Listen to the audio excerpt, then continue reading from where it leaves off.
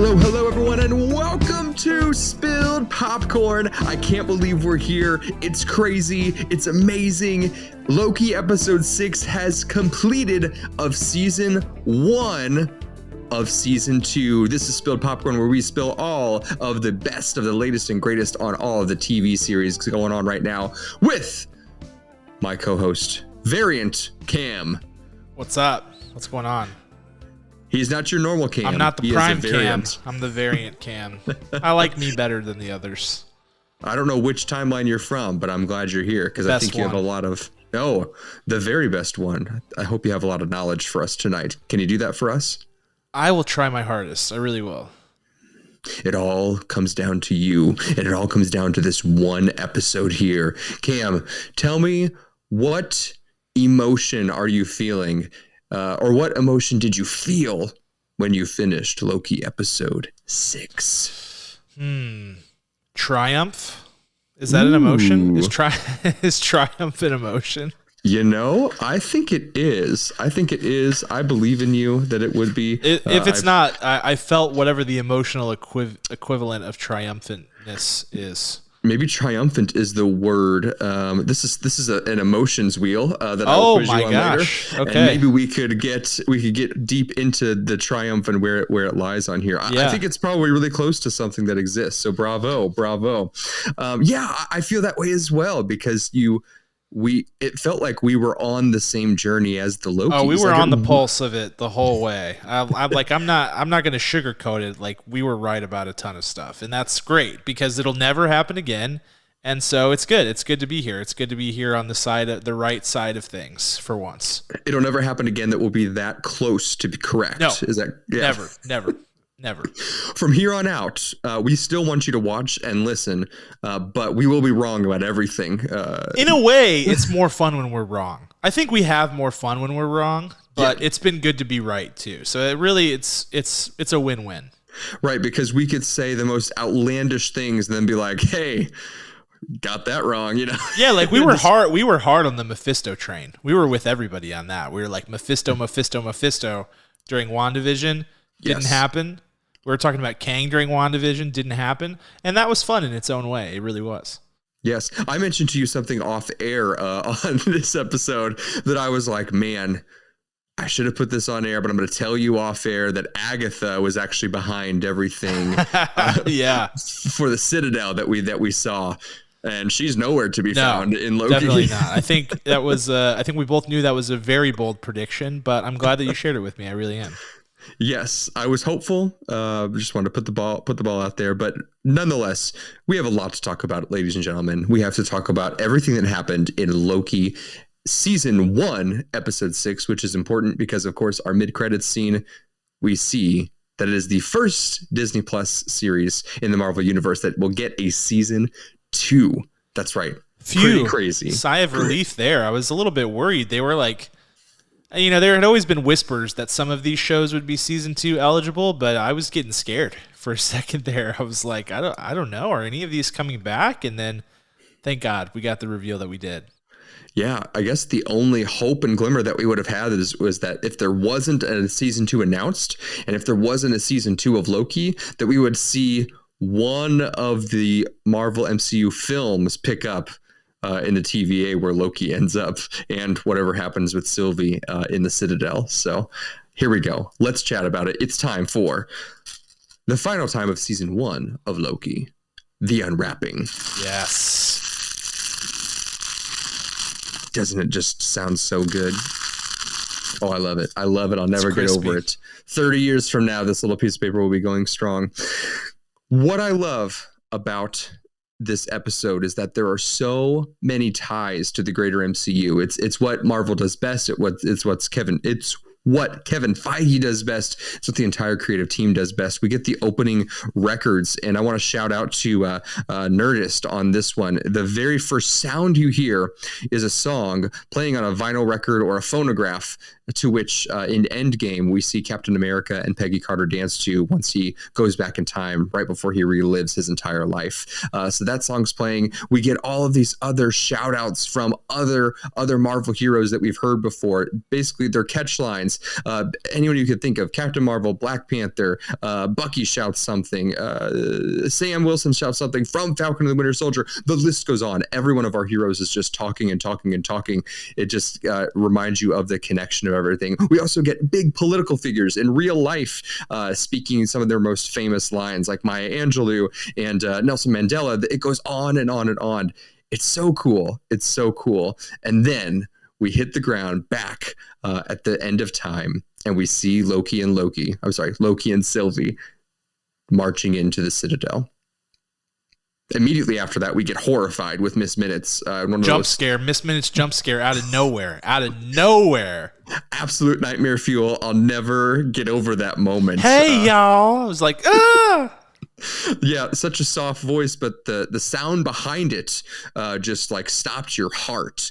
And because she's already up to no good, we'll speculate later. But Miss Minutes, I obviously up to evil. She either has there might be some collateral on her from Kang's perspective, or maybe she is a variant of Kang, and we'll see if that is even possible. We'll discuss. We go inside the Citadel. There's these not these monsters, but these giant statues. I kept thinking they were going to pop out and just attack them. And then Miss Minutes stops her heart and says, "Come on in. He's been waiting for you. Are you ready to take over the TVA?" She says to some effect. Very briefly drops that nugget.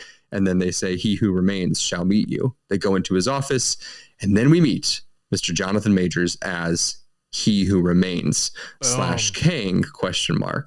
Probably.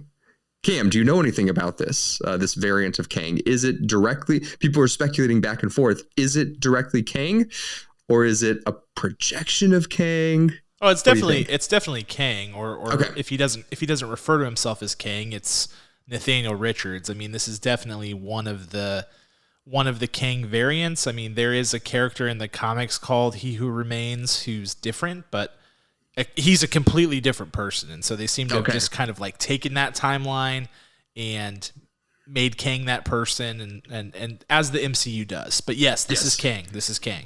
Beautiful. We get Kang. We get this constant back and forth attack. Sylvie is ready to just hack his head off. She misses every time. It's very playful. It's very alarming. Even though after the first psych out where he switches into a different spot, you're like, maybe she'll get him this time, because she does it with such excellence and passion that she's like, I'm going to kill him with a southern accent. So then we get tea with all three of them. Kang is just sipping on it, and he's offering them total control of the TVA because he's getting tired. It's a young man's game, if you will, and he wants to do other things. We get a brief snippet of Mobius trying to stall Ravonna. He's planting doubt and truth, more so, in all the other Minutemen. They go back in to her original timeline where before she became a variant, and the other Minutemen see that she is a normal person and not born of the TVA. Lots of stuff happening in this. And then we continue on. The end of time crosses its endpoint where Kang does not know what happens next, in kind of a very subtle moment. He just kind of like looks up and he says, "Now." There's no like explosion. There's no, the Citadel doesn't transform. Nothing comes crashing down. He just in a very non-exciting but very confusing way, he says, "And now I don't know what happens next." Then, of course, Loki and Sylvie attempt to try to kill Kang multiple other times. Loki tries to hold Sylvie off and says, "Listen, maybe this is what we should do. We can't kill him."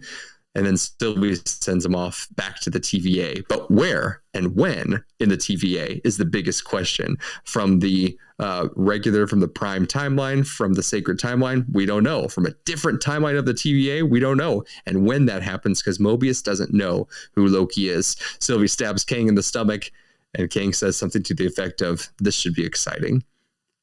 Mm-hmm. What do you think about all of that? Or he says, "See you soon," or something like that, See you soon, yeah. Yeah, I love all of it. I'm excited about all of it. I think it's everything that I hoped, and then some. The opening credits were great, as you said. The opening Marvel logo with the song. It's the same song from Winter Soldier too. When Nick Fury is inside Captain America's apartment, and he hears the music loudly, and that's how he knows that something is up. It's the same song. But you hear all those voices of all those characters. It immediately tells you something big is going on, and something really big, and it gives you that sort of gravity to the episode, which I thought was a great stylistic choice, because we are meeting our next Thanos, in my opinion. We're meeting the next big bad, and Jonathan Majors certainly just didn't disappoint. He's an incredible talent. I don't think everybody knew that, but everybody will very soon. He's a next level talent, and so yeah, it's exciting. I think the only things I really didn't see coming were Sylvie killing Kang. I don't think anybody could have really predicted that. And then our Twilight Zone ending, which I'm sure we will we'll talk more about, but big time Twilight Zone vibes there, which I loved. Yes, absolutely. I love. So let's get into the butter. Let's start straight in with Jonathan Majors' interpretation of Kang / He Who Remains. It's nerdy. It's unpredictable. He's got this this carelessness because he could be killed at any moment, but he knows he won't up until a certain point because he's got the playbook, right? And he shows them the playbook. He's eating that apple, which is such a very intentional acting choice, but also it does the job. Just as like, I don't care what's going on. Just eat this apple in front of you. Tell me what you want. I know what I want. And the way he wobbles down the stairs once he says, "Let's go. Welcome to my office." And then he turns around and he's like, da, da, da, da, da. It's just so great. His characterization. I cannot wait to see all the different options he gives us. What did you think about when that door opened, Cam, and you saw him just sitting there on a bench, almost like he was in a jail cell? I was excited, and what followed was a little bit unexpected from my perspective. His take on the character, but it's important to remember that Kang is not one person. There are, thousands of them, and we will get to meet plenty of them, and they will probably have different personas and different attitudes and different, ways of going about things. I mean, the prime Kang or the main Kang that we get in the comics is certainly very boisterous, full of himself, in love with himself, thinks he's awesome. And so this felt in line with that, though this was a little bit more blasé than I thought we might get from Kang. But I dug it. I thought they were bold acting choices, but ones that paid off. Yeah, what was I watching recently? Oh, I've been watching to get ready for She-Hulk. I've been watching Orphan Black to see Tatiana Maslany in her role, and the kind of watching this just gave me kind of like those vibes. Like he's going to develop all these different Kangs. There's a couple of different versions in the comics that I looked up to see all of the Kangs in one room, just like in this giant, not the Citadel, but like a Coliseum. They're all just like hanging out, having a meeting together. Well, there is a council of Kangs. Like if anybody has watched Rick and Morty, Kang is Rick Sanchez. Like there is a council of Ricks in Rick and Morty, and there is a Citadel full of Ricks. Like it's this I guess like a time travel trope that like once somebody masters time travel and becomes aware of all the different versions of themselves, there is a need to bring order to that. So yeah, there's a council of Kangs, there's the prime Kang, there's Immortus, there's all these different variations, which makes it very fun and very confusing and awesome. Yeah, and what else is great about this, what the MCU has done to kick open this door into the multiverse is something to the effect of, we always hope that our favorite characters won't die, and that's what comic books are. They always bring them back in some weird random way, and this is what we really get with Kang in the multiverse to say, hey, we know that your favorite character died back in 2019, but guess what? Doesn't matter. Captain America, Steve Rogers, is now this version and he'll be here for 4 more years. Or we don't see him and then he comes back 10 years from now. These options are both wonderful creatively and for the business of the MCU. That's what's so cool about what they've done and what they're doing with Kang. Yeah, absolutely. And I mean, we were just talking about what if last time. Yeah. Well, guess what? The multiverse is a thing now. So that makes it possible for them to take any one of those what if stories and say, boop, now this goes into the main timeline because they hopped over, or, there is no main timeline. So there's you know, the options are literally endless. Yes. Now, I watched this episode at 2 a.m. on the night that it came out, so I don't quite remember. I did it. I said I was going to try, and I did it. I don't exactly recall what happens to Ravonna after Mobius dupes her. Do we see them again? I can't remember. She bounces. She rolls out. Okay. She takes her TIM pad and she walks out a door to who knows where, and she's out. She's on a mission for answers. That's right. Mobius holds up his pruner and he says, "Don't make me do this." And she rolls out before he can get to her. That's right. That's right. So she's on the run, on the lam. Mobius is just sitting there. The new Mobius that we see, the other variant Mobius that we see, of course, after Loki gets pushed through by Sylvie either back in time or a different timeline. He has no idea who he is. Who knows? Maybe those timekeepers are not robot timekeepers on that timeline. Or there aren't any timekeepers, because the thing that he looks at the end is a statue. That's our Twilight Zone moment. When he looks into the middle where the statue of the timekeepers were, there was only one statue, and it is of Kang.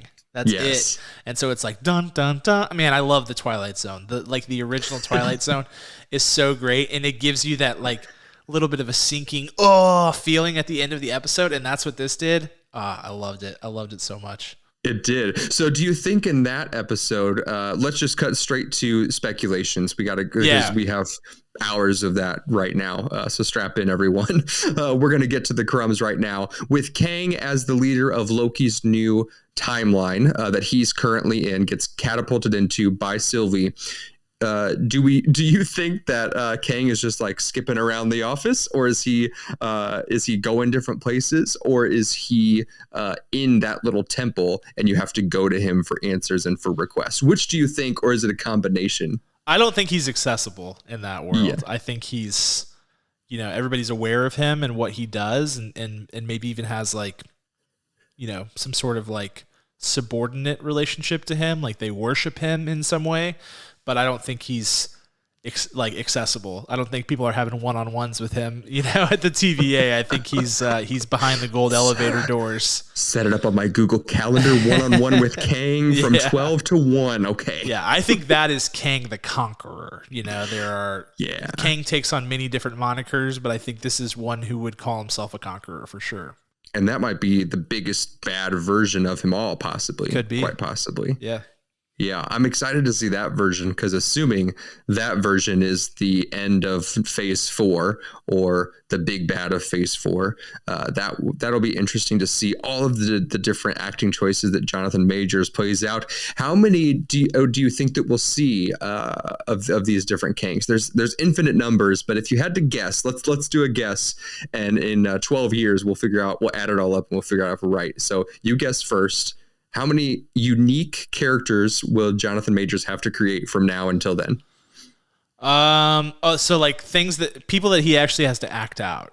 Yes, even if there's like a scene with the Council of Kangs and he's just like took a quick 2-second snippet per every single one of them in the same room. I think it could get goofy. I'm gonna say 300 plus. Ooh. Maybe if we do like one big scene like that, where it's like, here's the arena full of Kangs or something. I think that I'll take that as the over under. Yes, that's a better number than I had. I was going to say the number in my head, and I was just going to say they just extrapolate that, was 64, like 64 takes of Kang. Yeah. And then you can't see them way up in the Goonies there. So 300, you said? Yes. Yeah, I said 300. I think I'm on the high end, but I'll shoot for the stars. I mean, we have 12 years, so he's probably just.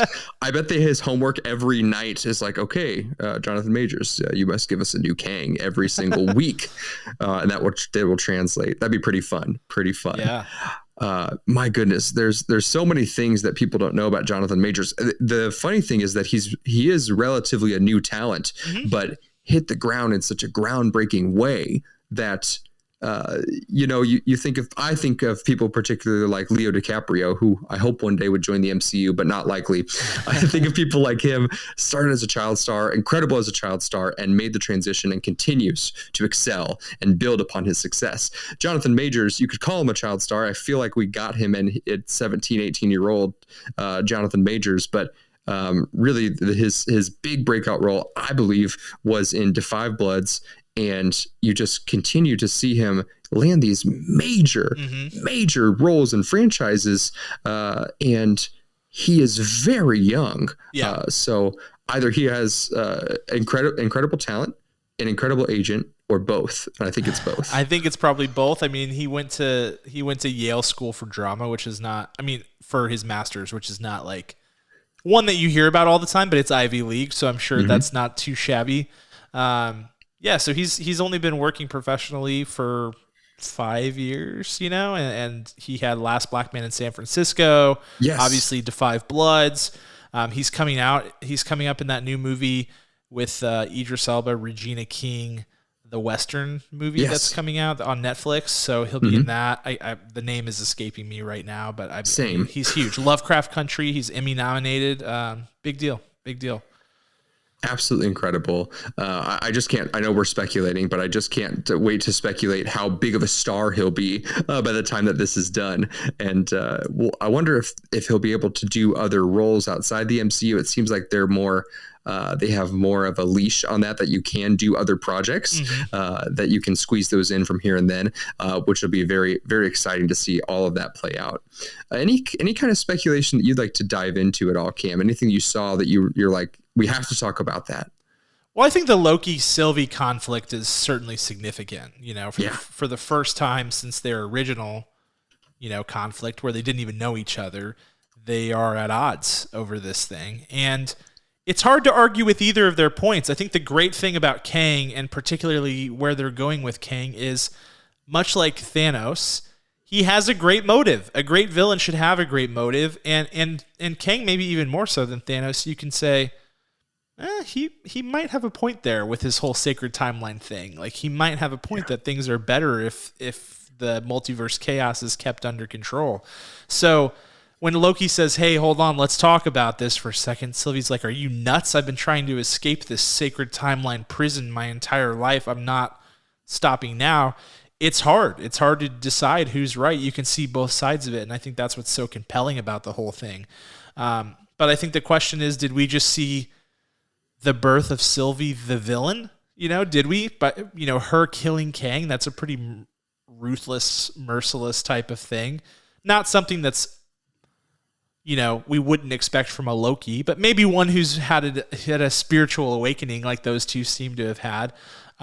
So will Loki and Sylvie be at odds for all time, always? Now, it's hard to know, but that's something I'm definitely keeping an eye on for season 2 and beyond.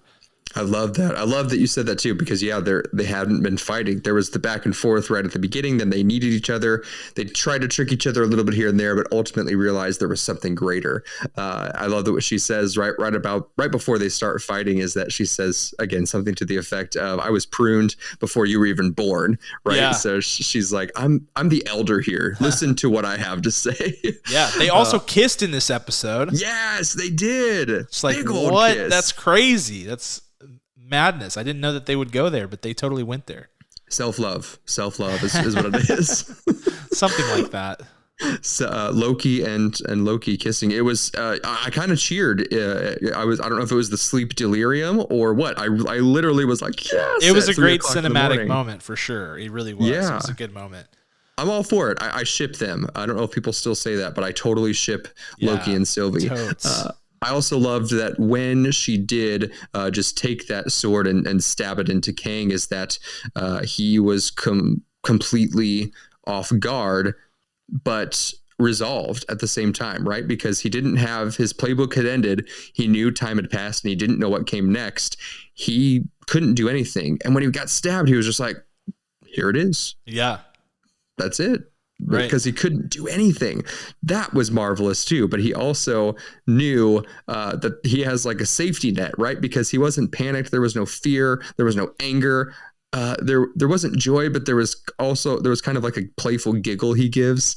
But he knows that the safety net is probably the other Kangs. Yeah. Yeah, definitely. I mean, I think he knows that his existence doesn't end there. I mean, it keeps going. And I think in a way he was happy to be done with the madness that is the timeline. You know, he was ready to go. He was ready for it. And really interesting. I mean, the one thing I really didn't foresee was him providing them with an offer to take his job.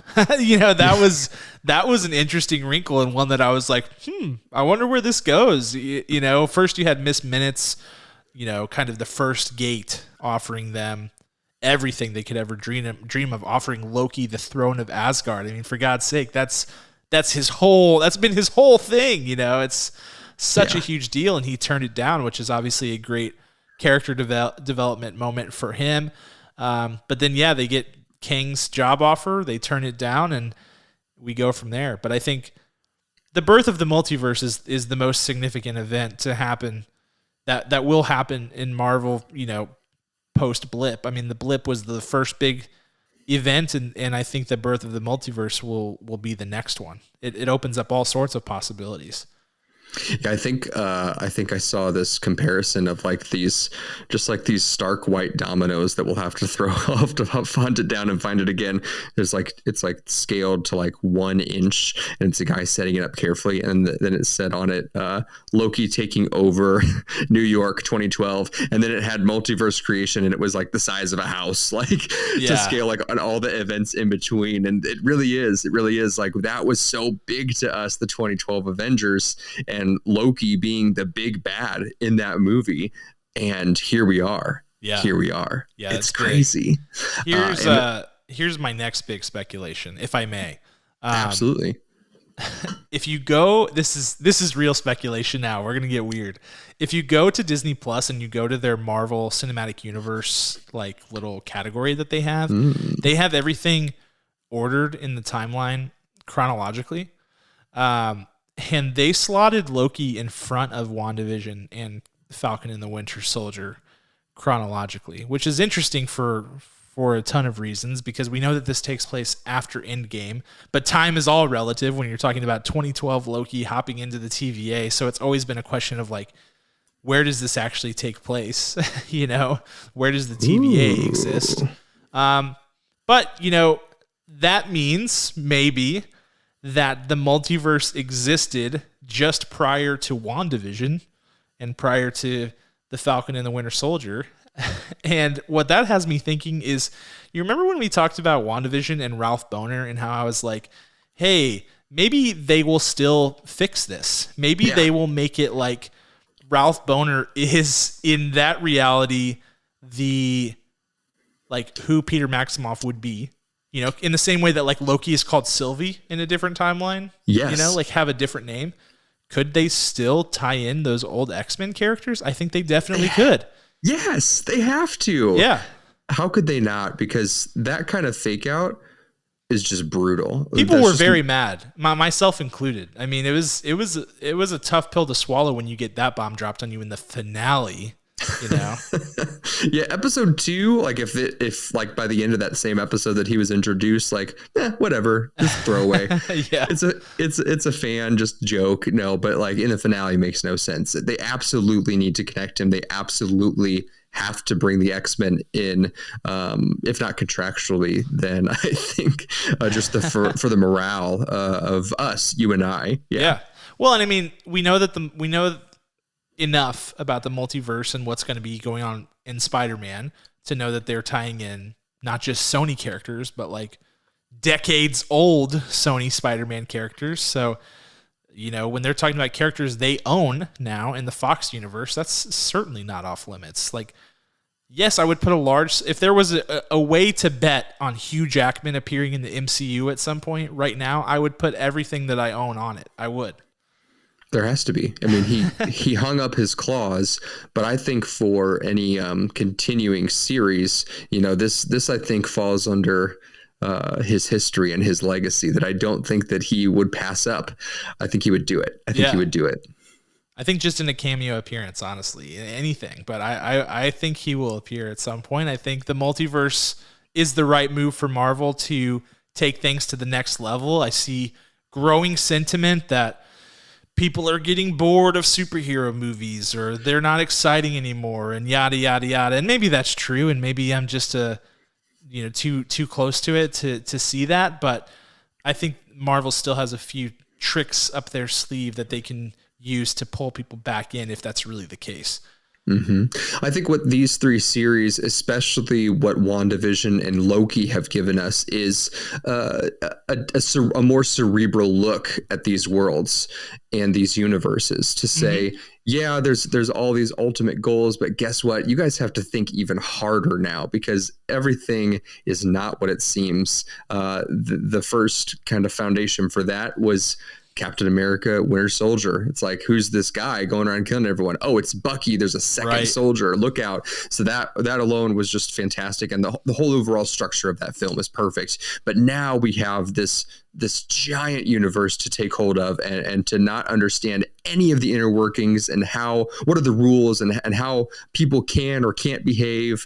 I think that just the spectacle of that and the unpredictableness of that is something that Marvel has not gone into until these, specifically WandaVision and Loki, and now we have it, which would break away from the traditional look of these superhero movies. Absolutely, 100%. I think it's the ultimate gateway, man, and we're unlocking all kinds of new ways to think about the Marvel Cinematic Universe, which is desperately needed, because I think fans have been spinning their wheels on the same theories for a long time now, and the multiverse throws that whole playbook out the window. And it just injects a whole new bunch of life. And one last speculation this will be my last one. I'll just leave it. Going back to WandaVision, because this episode of Loki has had me thinking more about WandaVision than anything else, because as soon as I saw that timeline with Loki being slotted in front of WandaVision, I was like, hold up. So the other thing you might remember from when we talked about WandaVision, and if you don't remember it, go back and watch our episode recaps of WandaVision, because there's lots of good nuggets in there. If the multiverse was born prior to WandaVision, then that means that other Kangs, and particularly the Kang who eventually becomes Immortus, could have existed in time for WandaVision. And if you'll remember, Immortus in the comics manipulates Wanda into giving birth to Wiccan and Speed. He is the architect behind that whole thing. It's this complex manipulation. And so they could be sticking with that comic book storyline. And Wanda could, at some point in this Doctor Strange movie that's coming up or whatever, could learn that, her relationship with Vision, her, giving birth to these two kids was all a manipulation from Immortus, who is actually just a future version of Kang, a different Kang. So yes, that would be cool. That would be a cool timeline to keep intact, and one that is totally in play given the events of Loki and also WandaVision. It would be incredible. I can't stress enough how beautiful this season ending what came to be, and that everyone every week, waiting for that mid-credits scene, and of course we just see a stamp with season 2. That's awesome. That's where we're going. We don't know when. We have no idea. We have no idea about filming, what it looks like. It's got to be soon, right? It's got to be soon, because there's going to be so much that unfolds in the Marvel Universe over the next year. Now, that would be cool if they actually filmed like 12 episodes. Yeah. And they said, let's just cut them off right there. Let them sit on that. And then they just surprise drop it at some point. Well, I mean, like The Mandalorian has done a season a year and will still, hopefully they keep with that cadence. That would be my preference. Because what's our next movie? Is it Spider-Man? No. It's Shang-Chi. And then Immortal, and then Eternals. I'm sorry. Yep. And then Spider-Man. We get all three of those this year. They go boom, boom, boom. They drop within 2 months of one another. Correct. Yeah. So I mean, maybe there's enough. There'll be enough ammo to drop it in between one of those, or right after one of them, that it would make sense to. I don't know what that looks like, but might be after Quantumania, Ant-Man Quantumania next year. Could be after that. We'll see. Man. But what if we get it sooner, Cam? That would be really quick. If it's this year, that would be insane. Like, I don't even know. That's unprecedented. I know. The only way is if they went ahead and filmed it all, like part A, part B, like Breaking Bad. And then they're like, surprise. Yeah, like it's done, or they're post prodding right now. Yeah. Oh man. Wishful thinking, but I like it. I like it a lot. I'm just gonna wish it. I'm gonna speak it into existence. Yeah, exactly. And the ball's in your court, Marvel. I expect it sometime soon. That's right. Let's start the revolution. Well, that is all we have for tonight, everybody. We don't know what is in store next. We've been tossing around the what if episodes. Maybe we'll get into some Corey Carson. I don't know, but something, whatever comes next, we're here for you. We're going to figure it out, and we will definitely have another round of spilled popcorn. It's not going away. It's just when. Much like Loki Season 2, but sooner. So we will talk to you very, very soon. We're going to play you out with our original music from our favorite band, Rhetoric. That's Cam, your co-host. I'm Kirk. We love you. We'll talk to you soon. Bye.